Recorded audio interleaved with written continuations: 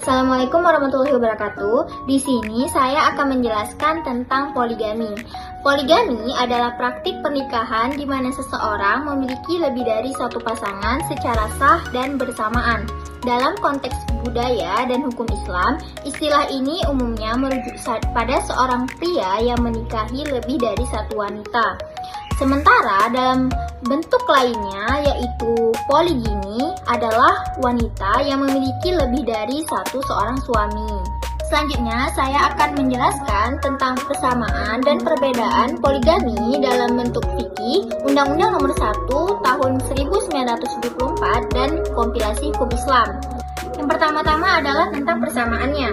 Menurut fikih, secara umum poligami itu diperbolehkan, namun dengan batasan 4 istri dan syarat-syarat tertentu, termasuk di dalam Quran Surah An-Nisa ayat 3. Dan juga menurut Undang-Undang Nomor 1 Tahun 1974 tentang perkawinan pada pasal 3 ayat 2 yang berbunyi pengadilan dapat memberikan izin kepada seorang suami untuk beristri lebih dari satu apabila dikehendaki oleh pihak-pihak yang bersangkutan.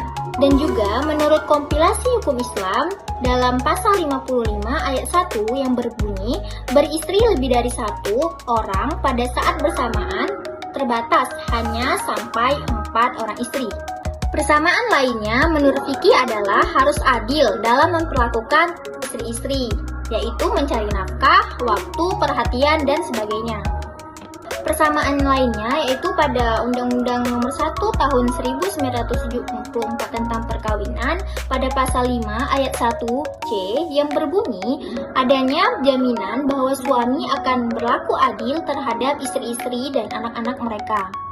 Dan persamaan lainnya antara ketiganya yaitu pada kompilasi hukum Islam pada pasal 55 ayat 2 yang berbunyi syarat utama beristri lebih dari seorang suami harus mampu berlaku adil terhadap istri-istri dan anak-anak mereka.